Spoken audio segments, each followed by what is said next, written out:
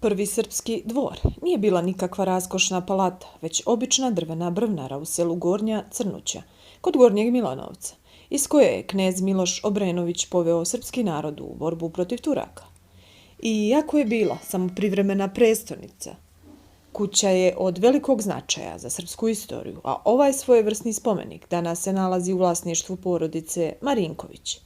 Dobrivoje, koji je tu rođen i odrastao još kao dečak, slušao je priče o skrivenom blagu Obrenovića, koji se nalazi u starom bunaru. Ovu kuću knez Miloš je poklonio mom pradedi Mihajlu, a priče o blagu slušam od malih nogu.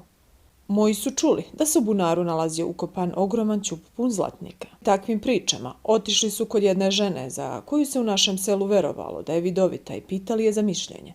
Ona je potvrdila priču i da blago postoji, ali da će ga pronaći neko ko bude naišao dok ga oni budu tražili, rekao je Dobrivoje Zarinu. Prema priči koja se u porodici Marinković prenosi sa kolena na koleno, Dobrivojev otac i ujak pre nekoliko decenija ušli su u bunar i počeli potragu za skrivenim blagom. Otac mi je pričao da je ugledao veliki ćup, ali da je baš u tom momentu naišao jedan rođak i oni, setivši se reči vidovite žene, izašli su iz bunara, kako blago ne bi završilo u njegovim rukama. Kada su se vratili, zemlja se obrušila i više nikad nisu mogli opet da pronađu taj ćup. Ja sam kasnije taj bunar sredio i priveo nameni, pa se više niko nije spuštao u njega, otkriva ovaj meštanin Gornje Crnuće. Iako ćup pun zlata, za koji se verovalo da se nalazi u bunaru, nikad nije pronađen, Dobrivoje kaže da se vrlo često na imanju prilikom obavljanja svakodnevnih poljoprivrednih poslova mogli uočiti neobični zlatnici, tanki kao papir, ali i mnogo krupnije i vrednije stvari. Dok smo okopavali baštu, nađen je veliki servis, za koji se pretpostavlja da je kneginje Ljubice.